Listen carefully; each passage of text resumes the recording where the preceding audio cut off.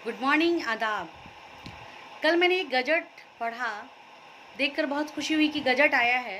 कुछ शायद इस बार एडवोकेट्स के बारे में कुछ सरकार से हमारे माननीय ने ले लिया है। जब मैं पढ़ने लगी तो मुझे कोई एक भी एजेंडा नहीं दिखाई दिया जो एडवोकेट से रिलेटेड, उनसे संबंधित योजनाओं को लाने के लिए कहा गया होगा। मैं खोज रही थी कि advocate protection act, sitting arrangement, pension वगैरह की बात शायद हमारे माननीय सदस्य ने सरकार से की है और एक्सेप्ट कर लिया गया, बहुत खुशी होगी, लेकिन वो कहीं मुझे नहीं दिखाई दिया। यहाँ तक कि वर्चुअल कोर्ट को ख़त्म कर फिजिकल कोर्ट की मांग जो हम लोग करना चाहते हैं, सारे एडवोकेट चाहते हैं, उसमें कोई एक शब्द नहीं लिखा हुआ था। कम से कम अल्टरनेटिव कर भी दिया जाता तो कुछ एडवोकेट्स को राहत मिली होती। उसमें कोई ऐसी बात नहीं लिखी थी जो एडवोकेट से रिलेटेड हो, लेकिन एक डराने और धमकाने का उसमें गजट प्रकाशित ज़रूर किया गया, जिसका मैं सम्मान करती हूँ। तथा ये ज़रूर कहना चाहूँगी कि इस कानून को लाने के लिए किसी भी स्टेट बार काउंसिल का कोई मंतव्य नहीं लिया गया, यहाँ तक कि बिहार स्टेट बार काउंसिल से भी नहीं लिया गया। और जब वो काउंसिल में आएगा तो पहला डिसेंट मेरा होगा इस कानून को लाने के लिए, क्योंकि अगर ये कानून बन जाएगा तो आप यकीन जानिए कि अधिवक्ताओं को बोलने की जो स्वतंत्रता है, आर्टिकल 19 का वायलेशन होगा और एक्सप्रेशन जो है, फ्रीडम ऑफ स्पीच जो है, हमारी ख़त्म हो जाएगी। इसका मैं विरोध करती हूँ, इसका मैं खंडन करती हूँ, क्योंकि जब हम बोलने की अभिव्यक्ति को ही ख़त्म कर देंगे तो अधिवक्ता एक पंगु बन के रह जाएगा, अधिवक्ता एक अपने आप में बहुत कमज़ोर कड़ी बन के रह जाएगा, क्योंकि आवाज़ ही अधिवक्ता की पहचान होती है और इस आवाज़ को हमारा ख़त्म किया जा रहा है। इसका मैं विरोध करती हूँ, इसका मैं खंडन करती हूँ, क्योंकि कोई भी संस्था में अगर करप्ट अधिकारी होते हैं तो उसका विरोध किया जाना चाहिए। ये कॉन्टेम्प्ट का मामला नहीं बनता है, ये कॉन्टेम्प्ट का मामला नहीं बनता है। अगर अधिकारी करप्ट हो तो उनका विरोध किया जाना चाहिए, उनके खिलाफ भी केसेस फाइल की जानी चाहिए। रहा सवाल वीडियो बनाने का, तो श्रीमान बहुत सारे मेरे पास वीडियो एविडेंस के तौर पे हैं। जब दिल्ली में बहुत सारे लोग हमारे बैठे हुए थे और उस समय सारी फाइल, इतनी सारी फाइल पड़ी हुई थी ट्राइब्यूनल में चुनाव के दौरान सारे केसेस की, तो किसी माननीय सदस्य ने कहा कि ट्राइब्यूनल का सारा मैटर तो हमारे पास बा, ट्राइब्यूनल में हम भेजम तब नू। जी बिल्कुल, ये सारे एविडेंसेस हैं जो कोर्ट में एक साक्ष्य के रूप में रिकॉर्ड किए जाएंगे। तो आप लोग गलती से भी आप गलती मत कीजिएगा, और जितनी भी गलती आप लोग कर चुके हैं उतना गलती में और फंसते जाइएगा, क्योंकि इस बार एक महिला जो स्वाभिमानी महिला से पाला पड़ा है और आप लोगों को वो महिला अपनी महिला सशक्तिकरण का ज़रूर बात दिखाएगी, क्योंकि अब तक जितनी मनमानी आप लोगों ने कर ली, अब मैं मौका नहीं देने वाली आपको मनमानी करने का। इसके लिए आप मुझे डीसी चला लीजिए, मेरा लाइसेंस कैंसिल कर दीजिए, मुझे सूली पे चढ़ा दीजिए, मैं तैयार हूँ चढ़ने के लिए। मैं अपने अधिवक्ता भाइयों के लिए सूली पे भी चढ़ने के लिए तैयार हूँ, लेकिन आपको काम करना होगा।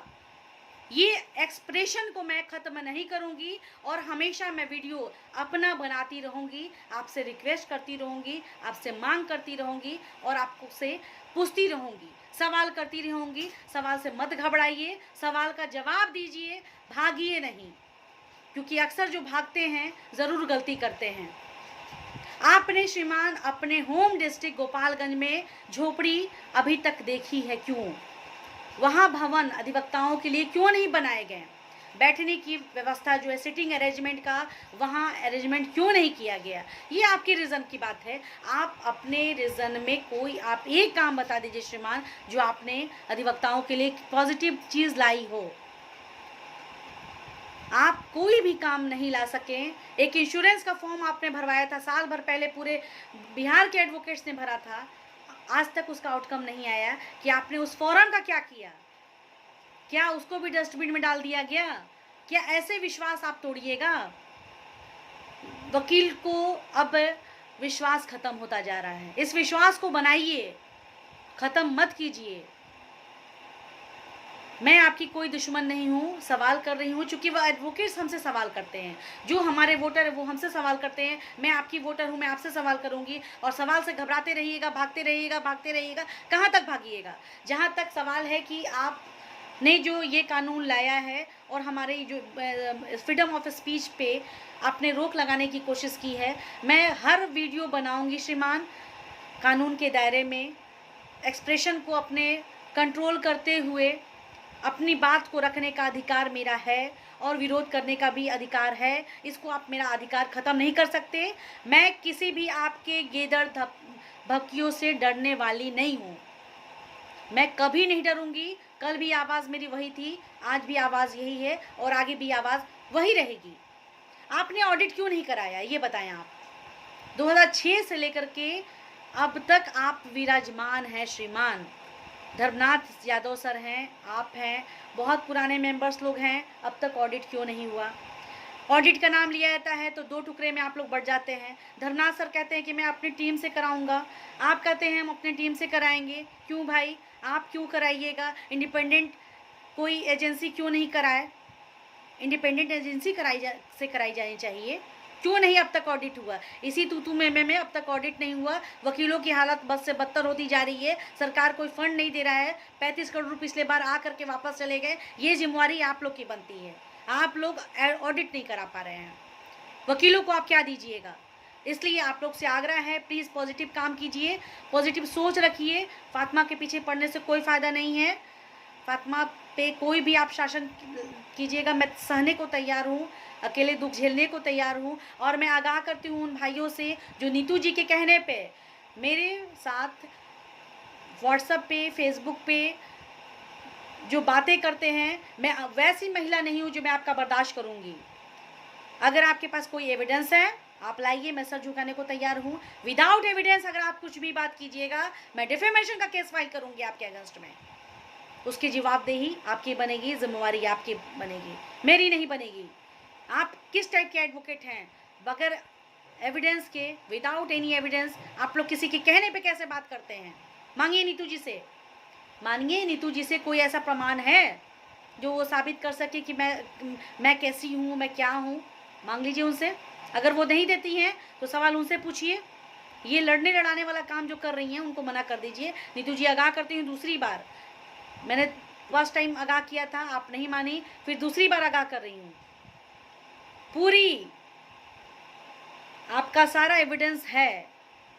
कोर्ट में जब ज़रूरत पड़ेगी मैं सारे न्यायालय में साक्ष्य के साथ उपस्थित होंगी और कोर्ट को साक्ष्य दूंगी। इसलिए अब से भी आपसे आग्रह करती हूँ कि हमको मत छेड़िए आप लोग, वरना छोड़ेंगे किसी को नहीं। हम खुद मरेंगे लेकिन लेके जाएंगे तुम्हें भी सनम, याद रखिएगा। क्योंकि अब तक आप लोगों ने जितना किया, जितनी मनमानी की, आज तक ईमानदार कोई आपको नहीं मिला था। आज एक ईमानदार महिला आवाज़ उठा रही है, आपका विरोध नहीं कर रही है, बार बार आपसे कह रही है कि रिक्वेस्ट कर रही है कि आप काम कीजिए वकीलों के हित में, उनके इंटरेस्ट में।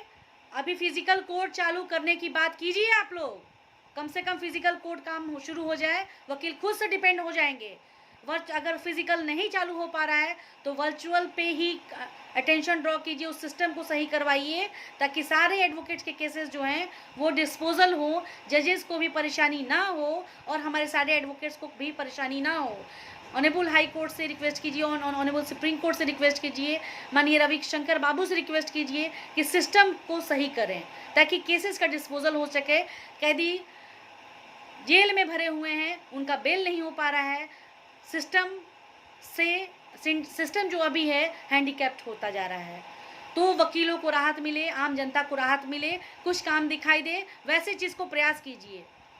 सिर्फ अखबारों की सुर्खियों में बने मत रहिए, काम धरातल पे दिखाई देना चाहिए। अगर मेरी गलती, अगर कुछ गलती हुई तो माफ़ी चाहूँगी। धन्यवाद।